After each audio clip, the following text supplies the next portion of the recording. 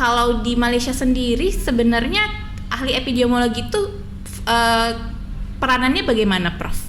Alright, epidemiologi itu sendiri bermaksud bila kita menulis kita menjadi lebih kritikal kerana dengan data yang kita ada kita menjadi lebih kritikal, kita dapat melihat lebih. Saya memang dapati memang ada peralihan dari segi kemampuan, termasuk skill, termasuk kefahaman ahli epidemiologi berbanding dulu dan sekarang. Okay, jadi kita boleh anggap bahawa digitization dan digitalization sebagai peralatan untuk membantu kita.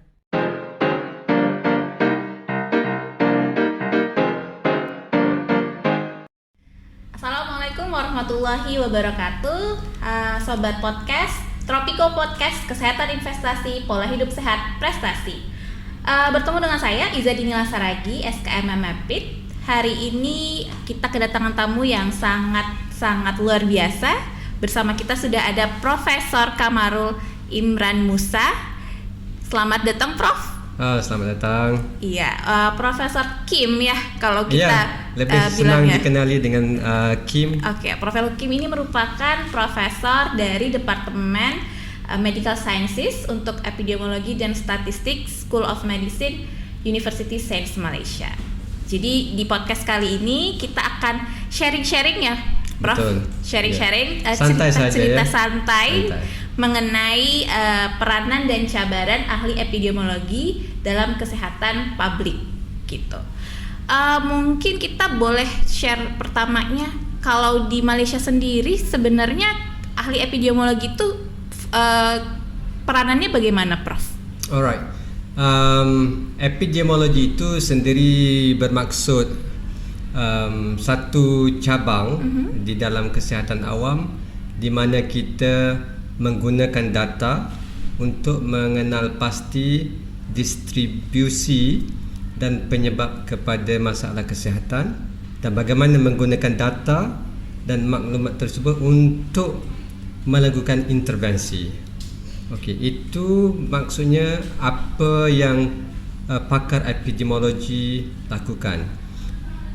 Jadi di Malaysia ataupun di mana-mana sahaja, apakah tugas ahli epidemiologi adalah untuk melakukan analisa data, okey, bagi memahami bagaimana terjadinya penyakit, apakah faktor-faktor risikonya dan bagaimanakah langkah-langkah yang boleh dilakukan bagi mengurangkan risiko mendapat penyakit dan seterusnya mengurangkan penyakit di dalam masyarakat.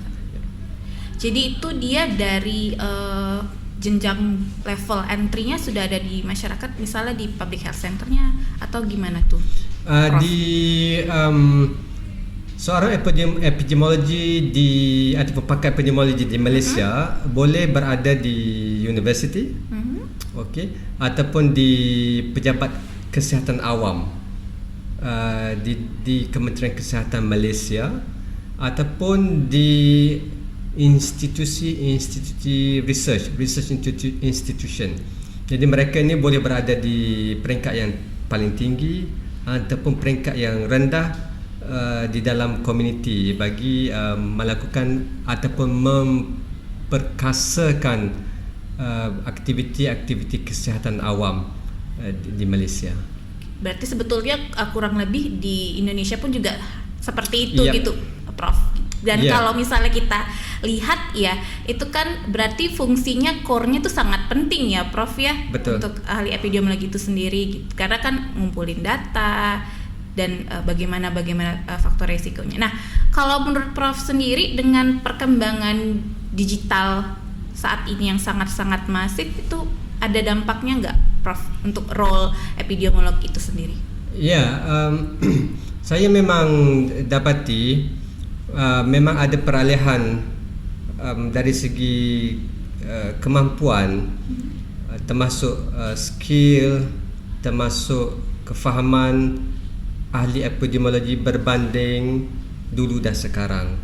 Sekarang dengan data yang lebih besar, dengan digitalization dan digitization. Digitization maksudnya data-data yang dulunya di dalam buku ataupun laporan sekarang sudah ditransfer ke dalam bentuk elektronik, ataupun penggunaan digitalization, contohnya mobile phone application dan lain-lain, itu mewajibkan seseorang ahli epidemiologi itu lebih berpengetahuan dalam digital health. Yang kedua, mesti juga mempunyai skill untuk menggunakan digital health. Jadi kalau dulu skill itu mungkin tidak ada 10 tahun 15 tahun dahulu, sekarang itu skill yang harus ataupun wajib ada bagi seorang ahli epidemiologi. Tidak bisa lagi kalau misalnya ahli epidemiologi tapi nggak bisa pakai komputer misalnya ya Prof ya. Tidak mesti sekarang ini ahli epidemiologi itu celik komputer, sudah semestinya ya.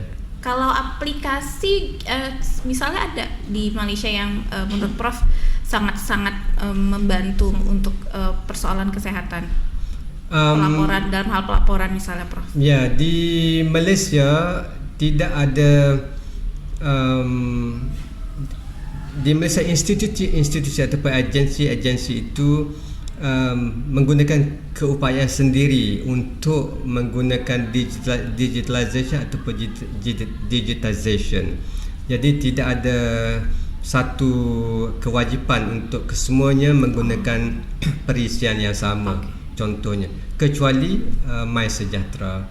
Itu saya rasa di Indonesia namanya Sihat Peduli Lindungi something kan, di mana aplikasi itu semua penduduk harus ataupun semua orang di Malaysia harus download. Tapi di Malaysia perisian tidak ada perisian yang khusus untuk seluruh negara, tetapi bergantung kepada agensi ataupun institusi yang mana mereka ingin gunakan ataupun bangunkan.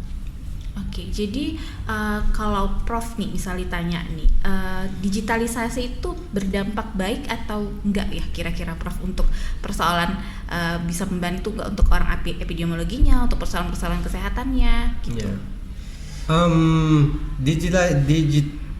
Digitization sangat susah nak sebutnya. Digitization dan digitalization itu memang sangat-sangat membantu, sudah tentu.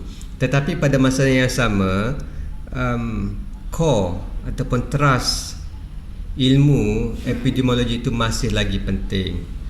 Okay, jadi kita boleh anggap bahawa digitization dan digitalization sebagai peralatan untuk membantu kita ahli epidemiologi melakukan tugas-tugas epidemiologi bagi kesihatan awam dengan lebih cekap dan lebih cekap dan lebih teratur, sebagai alatan sahaja. Maksudnya tanpa digitalization ahli epidemiologi masih lagi boleh melakukan tugas beliau, tetapi dengan digitization dan digitalization tugas itu lebih efisien ya Prof. Memang lebih efisien ya? Betul ya, lebih efisien. Tetapi sudah tentu perlu ada investment, pelaburan dari segi masa, kerana perlu mempelajari teknik-teknik digitization dan digitalization, dan juga investment untuk membeli peralatan tersebut untuk melakukan tugas digitization atau digitalization. Contoh ya kan? Contoh misalnya Prof. Kalau kita sudah ada rekod yang kita letakkan di dalam contoh dalam form sekarang kan, kita perlu invest untuk membeli komputer, membeli perisian untuk digitize, sama ada kita perlu membeli scanner ataupun alat-alat lain, dan juga investment untuk melatih ahli epidemiologi itu menggunakan peralatan tersebut. Kalau di Malaysia rata-rata petugasnya itu masih muda-muda atau kayak gimana Prof? Karena kalau di sini nih sekedar share ya Prof, kadang-kadang tuh suka ada kendala kalau misalnya ternyata petugasnya itu dari generasi yang lebih di atas begitu, yang tidak terlalu familiar dengan digitalisasi begitu Prof. Di Malaysia situasinya masih sama. Saya rasa yang lebih senior akan berada di lebih atas untuk sebagai senior staff, dan di bawah itu lebih junior. Jadi sudah tentu ada jurang gap dari segi kebolehan teknikal, terutama kebolehan IT. Cuma yang membezakan antara keduanya, yang lebih senior itu lebih seperti yang kita bincang tadi, lebih bijak dan lebih wise. Manakala yang lebih muda itu lebih teknikal. Jadi kalau digabungkan keduanya, sudah pasti hasil itu lebih baik. Jadi kalau ditanyakan misalnya tantangannya apa nih kira-kira nih Prof untuk ahli epidemiologi di masa sekarang ini? Di masa sekarang saya rasa tantangannya atau tantangan yang utama, cabaran ya. Cabaran yang utama adalah bagaimana untuk mendapatkan skill ataupun to equip ourselves dengan skill yang paling efisien dan paling bagus bila bekerja sebagai ahli epidemiologi. Itu yang pertama. Yang kedua, dengan jurang antara negara itu sudah hampir tiada disebabkan oleh transportation yang lebih senang, jadi memungkinkan pemindahan penyakit itu lebih seperti mana kes COVID kan, kalau kita ingati. Yang ketiga, cabaran pertama adalah cabaran untuk melengkapkan diri dengan ilmu dan pengetahuan yang terbaru. Yang kedua, cabaran dari segi dunia yang semakin dekat. Dan yang ketiga adalah dari segi environment. Saya rasa environmental factors seperti contohnya climate change dan sebagainya yang memang sulit untuk kita cari penyelesaiannya. Sehingga cabaran-cabaran tadi itu membuat ahli epidemiologi itu harus selalu belajar ya Prof ya. Betul, kita memang saya rasa kalau dari segi seperti mana yang Saudari Izzah beritahu tadi, sehingga ilmu yang 5 tahun ataupun 7 tahun lepas pun mungkin sudah dianggap sudah obsolete. Jadi seharusnya seorang ahli epidemiologi setiap 5 tahun bagi saya harus memperbaharui ilmu dan memantapkan skill mereka setiap 5 tahun. Dengan cara apa misalnya tu? Dengan cara menghadiri conference dan mesyuarat serta bengkel-bengkel bagi mengetahui apakah ilmu yang paling maju, yang paling cutting edge, supaya mereka dapat bertugas dengan lebih baik lagi. Ya, ada sharing idea, ada sharing informasi ya kalau ada pertemuan-pertemuan seperti itu ya Prof ya. Network, collaboration sudah semestinya. Mungkin satu lagi, tetap harus nulis kali ya Prof ya.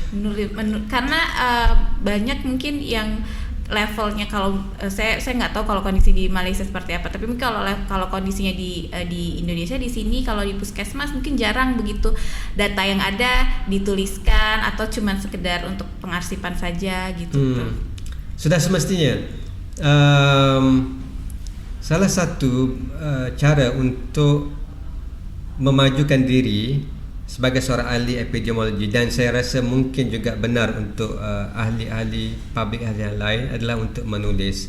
Bila kita menulis, kita menjadi lebih kritikal, kerana dengan data yang kita ada, kita menjadi lebih kritikal. Kita dapat melihat lebih ataupun dengan lebih luas lagi apa sebenarnya yang terjadi. Contohnya kalau data kencing manis, apakah sebenarnya cerita di sebalik kencing manis tersebut. Yang ketiga, bila kita menulis, kita juga biasanya menulis secara berpasukan.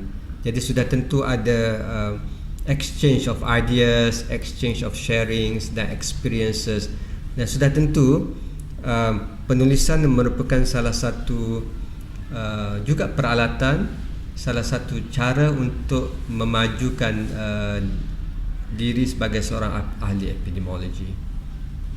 Jadi pesan-pesan untuk di sini kan kalau kita di FKM kan banyak audiensnya tuh calon ahli epidemiologi, Ya, bilanglah betul. seperti itu, Prof. Prof punya pesan apa nih untuk adik-adik ataupun calon-calon ahli epidemiologi di masa yang akan datang? Pesannya saya harus jelas dari segi karirnya 5 tahun ataupun 10 tahun ke hadapan, itu harus jelas. Jika mahu betulnya menjadi seorang epidemiologi, maka harus jelas apa yang harus dilakukan untuk 5 tahun ke depan dan apa yang akan dicapai 10 tahun ke hadapan. Jadi dengan hanya mengetahui ke mana hala tuju, dan barulah adik-adik ini boleh menyenaraikan apa yang harus dilakukan. Contohnya epidemiologi pun itu luas. Ada social epidemiologinya, ada quantitative epidemiologinya, ada clinical epidemiologinya. Jadi di bidang mana yang orang kata bakal ahli epidemiologi ini mau ke depan. Yang tu harus dibuat keputusannya ke mana hala tujunya dalam masa 5 hingga 10 tahun. Kemudian dinyatakan, dilistkan apa yang harus dilakukan supaya hasrat itu tercapai. Jangan cuma sekedar kuliah aja gitu ya, Jangan Prof. ya, kalau mau jadi biasa-biasa aja, Iya. boleh saja ikut kuliah sahaja. Iya. Tapi kalau mau mencapai tahap yang lebih cemerlang, kita harus melakukan lebih dari kuliah sahaja. Mungkin demikian untuk sharing kita pada hari ini. Terima kasih banyak, Prof ya. Terima kasih. Kalau tadi di highlight, pokoknya intinya kalau adik-adik di sini ataupun sobat podcast yang kepengen menjadi ahli epidemiologi yang cemerlang, harus bisa set goal 5-10 tahun ke depan. Terus buat ya, Prof ya. Sudah tentu. Sudah ya. tentu. Sudah Oke. tentu. Terima kasih banyak, Prof, atas waktu dan kesediaannya. Sama-sama atas jemputan. Lebih dan kurang mohon maaf. Tapi sebelum kita tutup podcast kita, boleh sama-sama kita sebutkan jargon podcast kita. Okey. Minta saudari Izzah bacakan 1, 2, 3 dahulu. Oke, boleh, Prof. 1, 2, 3. Tropico Podcast. Kesehatan, investasi, pola hidup sehat, prestasi. Terima kasih sobat podcast. Demikian podcast kita pada hari ini. Sampai bertemu pada podcast selanjutnya.